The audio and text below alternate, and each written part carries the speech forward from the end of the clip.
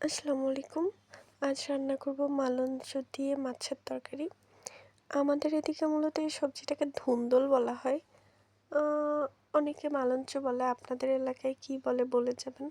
তো এই তরকারি রান্না করার জন্য ১ম এ পেঁয়াজ, মরিচকে সুন্দর করে একটু ভেজে তার মধ্যে মসলা দিয়ে কষিয়ে নিয়েছি।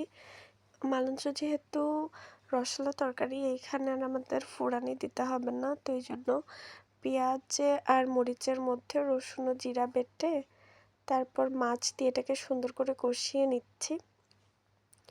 আমরা মূলত মাছটাকে ভেজে খাই না, খুবই কম মাছ ভেজে তরকারি রান্না করা হয়। অধিকাংশ ক্ষেত্রে আমরা মাছটাকে মশলা দিয়ে সুন্দর করে কষিয়ে নিই এবং অল্প পানি দিয়ে তার মধ্যে ধুন্দল বা মালঞ্চ দিয়ে দিয়েছি। যেহেতু এই মালঞ্চ এমনিতেই রসালো সবজি, এটা ঝোলের উপরে দিলে নিজের থেকেই পানি